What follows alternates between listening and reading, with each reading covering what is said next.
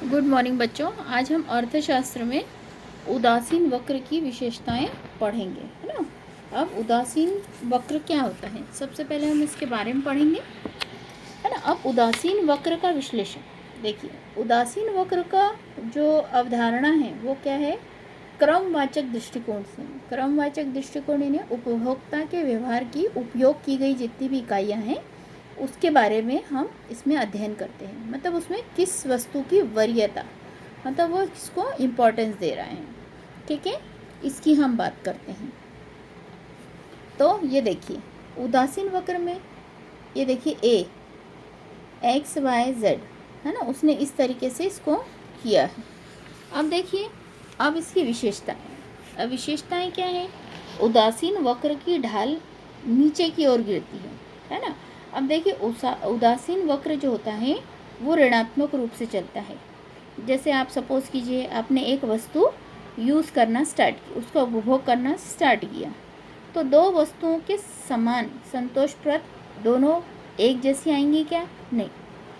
तो एक वस्तु की मात्रा जब बढ़ेगी तो निश्चित सी बात है दूसरे की मात्रा गिरी जाएगी।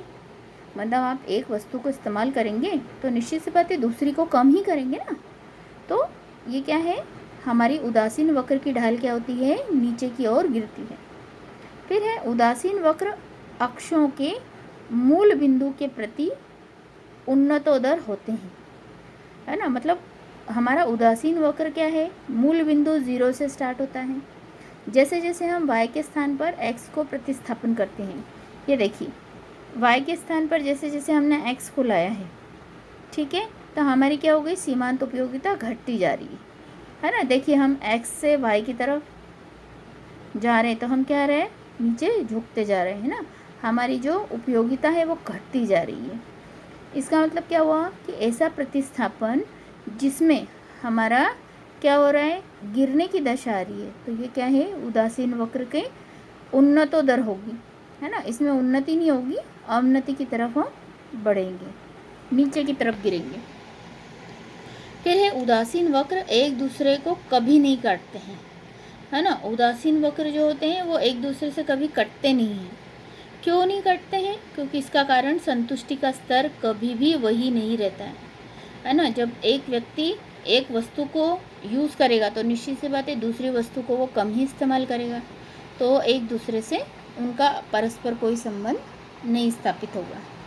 फिर है प्रत्येक ऊंचा उदासीन वक्र संतुष्टि के उच्च स्तर को दर्शाता है ना। अब उदासीन वक्र जितना उच्च होगा वो हमको उतनी उच्च संतुष्टि भी देगा। जैसे कि हमारा उदासीन वक्र उपभोक्ता की अधिक वस्तुएं पाता है तो उससे हमको संतुष्टि भी कैसी मिलेगी, अधिक मिलेगी। अब इसके बाद है उदासीन वक्र अक्ष एक्स अक्ष और वाई अक्ष को भी कभी नहीं स्पर्श करता, ठीक है। अब उदासीन वक्र जो होता है, जब एक उपभोक्ता दो वस्तुओं का उपभोग करता है और उनके उपभोग का समय एक होना चाहिए, यदि उदासीन वक्र किसी अक्ष का स्पर्श करता है तो आशय दूसरे अक्ष की वस्तु को उपभोग शून्य होगा। अब ऐसा पॉसिबल ही नहीं कि हम एक साथ दो वस्तुएं इस्तेमाल कर लें, क्योंकि ऐसा मुश्किल होता है। तो हम एक वक्त में एक ही ब्रांड की एक ही वस्तु इस्तेमाल करेंगे तो ये आपस में कभी भी स्पर्श नहीं कर पाएंगे। तो ये हो गया आपका उसकी विशेषताएं। अब इसके बाद हम बात करें अगला प्रश्न।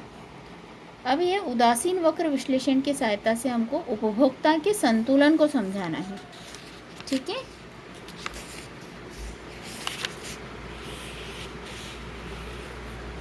ये देखिए, जब एक उपभोक्ता संतुलन की अवस्था में तब आता है जब उसकी सीमित आय की सहायता से वो उपभोग की वस्तुएं खरीदकर उससे अधिकतम संतुष्टि प्राप्त करे, है ना। उपभोक्ता का संतुलन कब होगा, जब वो कम से कम आय में ज़्यादा से ज़्यादा वस्तुएं खरीद सके, उससे उसको ज़्यादा से ज़्यादा संतुष्टि मिले, ठीक है। पर उदासीन वक्र विश्लेषण में हम क्या करते हैं, उपभोक्ता के संतुलन की अवस्था को आसानी से स्पष्ट किया जा सकता है। कैसे, ये देखिए, उपभोक्ता के संतुलन को ज्ञात करने के लिए हमको दो बातों का अध्ययन करना आवश्यक है। क्या है, उदासीनता मानचित्र और रेखा लाइन, है ना, या कीमत रेखा। अब इसमें हम क्या करेंगे, संतुलन की दशा में उपभोक्ता का उदासीन वक्र कीमत की रेखा को स्पर्श कर रहा है, ठीक है। और दूसरा, ये उदासीन वक्र मूल बिंदु की ओर उन्नतोदर होती है, मतलब बढ़ती जाती है। और उदासीन वक्र जो है वो सीमांत प्रतिस्थापन दर की कीमत में बराबर से ढील दे करके बिल्कुल बराबर हो जाता है, ठीक है। अब इसके बाद अगर हम बात करें तो ये हो गया हमारा यहाँ तक का आंसर ख़त्म, ठीक है। अब इसके बाद हमारा अगला प्रश्न है। अगला प्रश्न क्या है कि हमारे सीमांत उपयोगिता, ये रहा, कुल उपयोगिता और सीमांत उपयोगिता में क्या संबंध है ना। तो क्वेश्चन नंबर है ये 58, इसको हम देखेंगे। तो ये कुल उपयोगिता और साथ में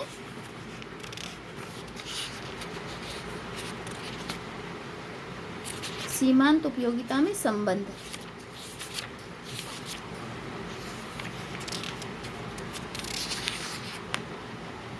ये रहा, ठीक है। अब कुल उपयोगिता और सीमांत उपयोगिता में संबंध क्या है। सबसे पहले किसी भी उपयोग की गई वस्तु की इकाई में वृद्धि घटती जाती है, जबकि कुल उपयोगिता में बढ़ती है ना। कुल उपयोगिता घटती दर से बढ़ती है, जबकि सीमांत उपयोगिता धनात्मक रहती है। सीमांत उपयोगिता शून्य होती है तो कुल उपयोगिता स्थिर हो जाती है। सीमांत उपयोगिता शून्य होती है तब कुल उपयोगिता अधिकतम होती है, और ऋणात्मक उपयोगिता होती है तो वो घटने लगती है। और इसके बाद में ये डायग्राम बनाना है आपको, ठीक है। तो आज के लिए हमारा सेशन हम यहीं क्लोज करते हैं। कल से हम नया चैप्टर स्टार्ट